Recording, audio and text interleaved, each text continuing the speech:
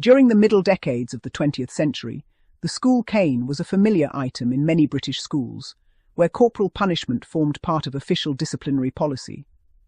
Although today it is viewed as a historical artifact, the production of school canes once supported a small but well-established specialist industry.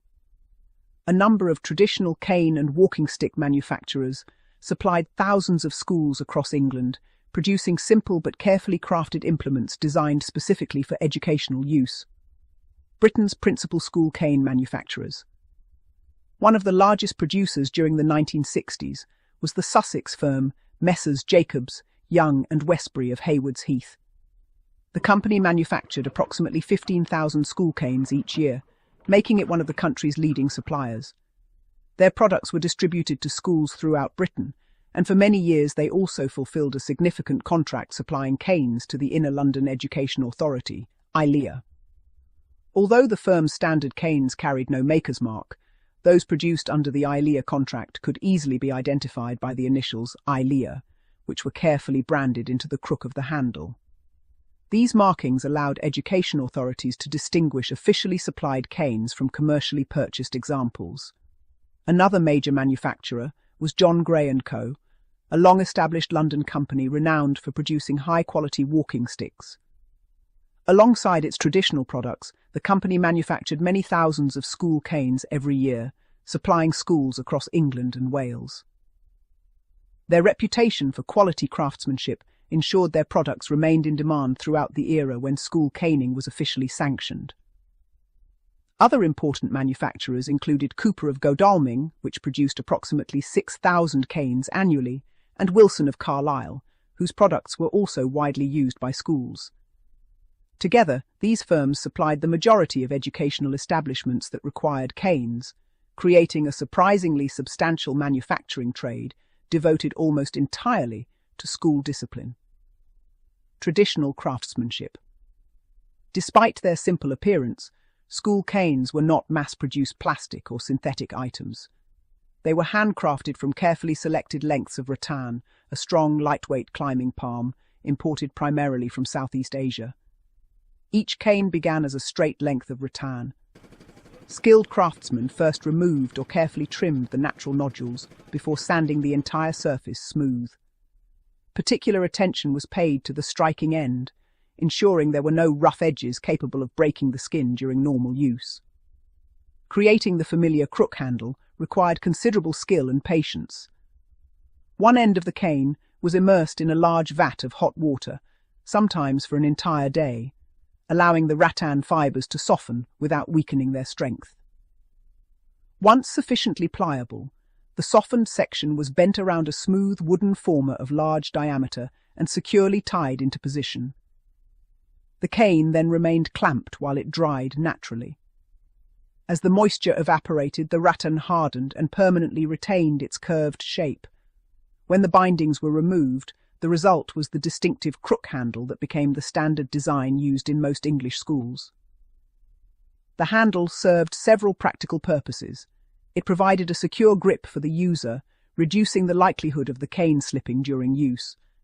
Equally importantly, the crook allowed the cane to be hung neatly on a wall hook, inside a cupboard, or behind a classroom door when not required.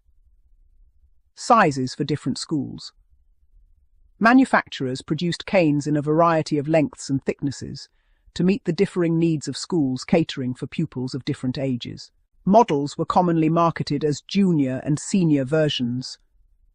Junior canes were generally shorter, lighter and more flexible, making them suitable for younger pupils, while senior models were longer and slightly thicker, intended for use in secondary schools. Typical specifications included length, approximately 22 to 38 inches, 56-97 cm. Diameter, between 6 mm and 12 mm. A standard secondary school cane was usually around 32 inches, 81 cm in length, with a diameter of approximately 10 mm. Such a cane possessed considerable flexibility, allowing it to bend significantly without breaking or splintering. This elasticity was regarded as one of rattan's principal advantages, enabling repeated use while maintaining its strength. Before leaving the workshop, the striking end was carefully rounded and polished to minimize the risk of accidental cuts. Nevertheless, prolonged use could eventually cause the fibers to fray, producing what teachers sometimes described as a hairy tip. When this occurred, the cane was generally discarded and replaced rather than repaired. Cost and durability. One reason for the widespread use of the school cane was its remarkably low cost. During the 1960s, a new school cane cost only around 10 pence in decimal currency, making replacement inexpensive whenever a cane became worn or damaged. By comparison, the Scottish tawse, manufactured from thick, specially prepared leather, represented a far greater investment. A high-quality Loch Gelly tawse typically cost around £2.50, many times the price of a cane. However, the higher purchase price reflected exceptional durability. Whereas rattan canes eventually wore out, split or frayed through repeated use, a well-made tawse could remain fully serviceable for generations. Many schools retained the same tawse for decades, with some examples being passed from one teacher to another over the course of a century, while remaining in excellent condition. The contrast between the two implements reflected differing traditions of school discipline. English schools generally favoured the inexpensive, easily replaced rattan cane, while many Scottish schools relied upon the much more robust leather tawse, whose longevity often justified its considerably greater initial cost. The classroom context. Throughout much of the 20th century, corporal punishment was regarded by many education authorities as a legitimate disciplinary measure. Consequently, canes were standard equipment in countless schools and were stored alongside other classroom necessities. Their manufacture became a specialized trade supported by consistent demand from local education authorities, independent schools, and educational suppliers. Teaching remained a predominantly female profession during this period, particularly in primary education. Approximately 80% of teachers were women, while around 20% were men. Despite this imbalance, both male and female teachers could be authorized to administer corporal punishment where school regulations permitted, although practices varied considerably between individual schools and local authorities. Today, these implements are preserved largely in museums and private collections as reminders of an educational system that has since undergone profound change.